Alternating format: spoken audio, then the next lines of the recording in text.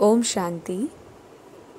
जब भी दुनिया में कोई पावरफुल होते हैं तो वो अपने आप को पूरी दुनिया का बादशाह समझने लगते हैं, है ना। कहावत भी है, I feel like king of this world, है ना।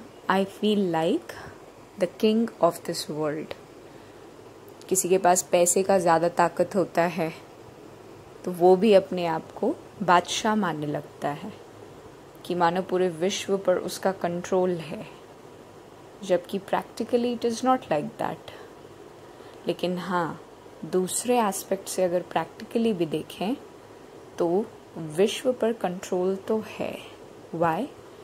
Because the soul is having a power, है ना। अगर आत्मा के पास कोई शक्ति है, अगर उस कंडीशन में वो विश्व के मालिक पने को फील कर सकती है एक्सटर्नल पावर की वजह से, तो जब आत्मा स्वयं शक्तिशाली है, जब उसके अंदर शक्ति है, एक है वो बाहर वाली चीज़ों की वजह से पावरफुल है ना। हो सकता है कोई टेररिस्ट, कोई डॉन अपने बाहुबल की वजह से, है ना, जो उनके पास डिस्ट्रक्शन के रिसोर्सेज हैं उसकी वजह से पावरफुल महसूस करे, है ना, कि पूरे विश्व पर उसका कंट्रोल है, वो जहाँ चाहे वहाँ डिस्ट्रक्शन मचा सकता है। This is what they feel.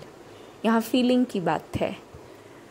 कोई बहुत रिच व्यक्ति है तो उसके अंदर एक फीलिंग है ना कि if I wish then I can buy this, I can buy that, है ना। अंबानी टाइप्स हैं तो उनके अंदर एक पावर है, एक अंदरूनी शक्ति उनको फील होती है वो एक्सटर्नल फैक्टर की वजह से। तो जब आत्मा को अंदरूनी शक्ति मौजूद होती है, जिसे बाबा सतो प्रधान अवस्था कहते हैं, जब आत्मा अपने ओरिजिनल नेचर में है तो वो पूरे विश्व का मालिक है। प्रैक्टिकली विश्व का मालिक है, प्रकृति का मालिक है। विश्व का मालिक है मतलब I am the king of this world. ये फीलिंग कभी नहीं जाती, है ना, क्योंकि परमात्मा की संतान है। इस बात की भी अवेयरनेस कह लीजिए, या इस बात का एक छाप लगा रहता है, इम्पैक्ट रहता है।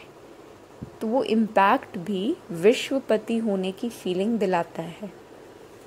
और आज 11 जून 1970 की हम लोग मुरली रिवाइज कर रहे हैं, जिसका हेडिंग ही है विश्वपति बनने की सामग्री।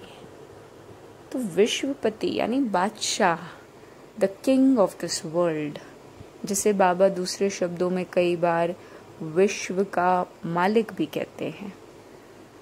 2 तरीके के ताज बाबा ने हमेशा बताए, है ना, कि सतयुग में 2 तरीके के ताज होंगे, लेकिन 2 तरीके के ताज अगर देखा जाए तो वहाँ मौजूद हर आत्मा को होगा। स्थूल रूप से जो कार्यभार संभालने की जिम्मेदारी प्राप्त होगी, ऊंचा पद नीचा पद, वो तो ड्रामा अनुसार चीज़ों को बैलेंस तरीके से चलाने के लिए एसेंशियल है। मैं प्राइम मिनिस्टर, आप भी प्राइम मिनिस्टर, हम सभी प्राइम मिनिस्टर बन जाएं तो दुनिया सर्टेन तरीके से नहीं चल पाएगी, है ना, सिस्टमैटिक नहीं रह पाएगी।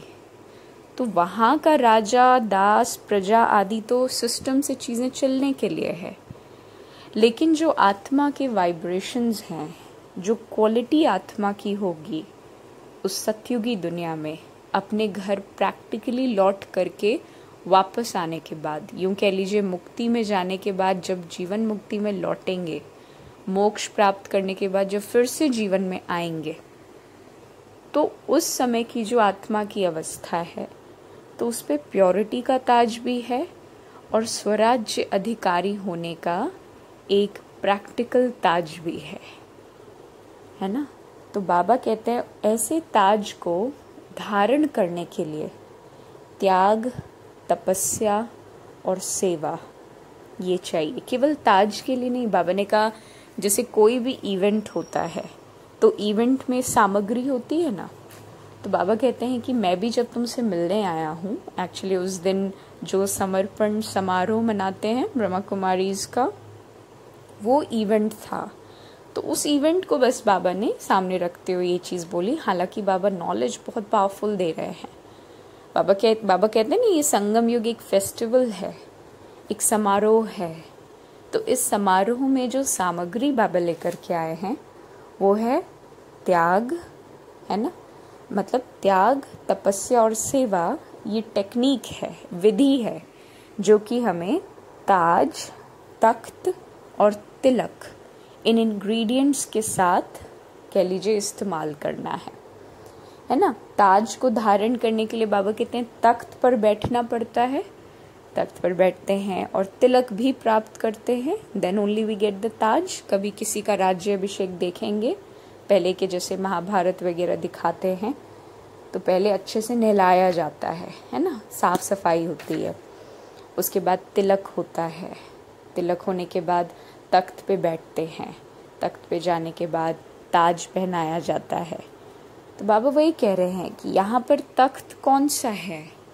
बाबा कहते हैं ना, दिल तख्त, बाबा का जो दिल तख्त है, हर आत्मा का जो दिल तख्त है, उस पर राज्य करने के लिए क्या करना पड़ेगा? सेवा, है ना। और सेवा, सच्ची सेवा कौन कर सकता है? जिसने त्याग और तपस्या किया। त्याग अर्थात व्हाट? मैंपन का त्याग किया, है ना, कि मैं जानती हूँ, मेरी नॉलेज है। अब इतना जो ज्ञान चर्चा हम लोग करते हैं, क्या बाबा के ज्ञान में आने से पहले करते थे? अगर नहीं करते थे तो अपना ज्ञान थोड़ी है। फिर हम ये कैसे कह सकते हैं कि मैं जानती हूँ, मुझे पता है, मैं करती हूँ? बाप दादा द्वारा ज्ञान प्राप्त है ना। यही बाबा ने आज की मुरली में बताया कि ये नहीं कहना मैं जानती हूँ, बाप दादा द्वारा जाना है ना। बाबा ने बताया है, बाबा ने कहा जब ऐसी त्याग रहेगी, ऐसी तपस्या रहेगी, तो जो ताज और तिलक है वो प्राप्त हो जाएगा, क्योंकि तपस्या से तिलक मिलेगा, है ना। जो स्वराज्य का तिलक है उसको मेंटेन करने के लिए त्याग चाहिए, है ना। और त्याग मैंपन का होगा, तो फिर जो तख्त है, दिल तख्त है, उस पर विराजमान हो पाएंगे, राज्य कर पाएंगे, संबंध में, संकल्प में हर तरीके से समानता ला पाएंगे। क्योंकि बाबा ने कहा अगर मिटेंगे नहीं, है ना, और सोचेंगे कि हट जाएं, एक हट होता है ना, किसी चीज़ पर अड़ जाना कि आई विल डू इट। मैं एक नेगेटिव हट हुआ, एक पॉजिटिव हट हुआ कि किसी भी कंडीशन में मैं तो माफ़ी नहीं मांगूंगी। बाबा ऐसी शिक्षा कभी देते ही नहीं है ना। बाबा ऑलवेज सेज कि हटना कभी नहीं, लेकिन मिट जाना, है ना। मतलब सेपरेशन मत ले आना बाबा के ज्ञान से। ये जो नई जीवन जीने का तरीका प्राप्त है, इससे कभी सेपरेशन नहीं लाना, है ना। फैमिली, संबंध, इनसे सेपरेशन नहीं लाना, लेकिन अपने पुराने संस्कारों को मिटा देना।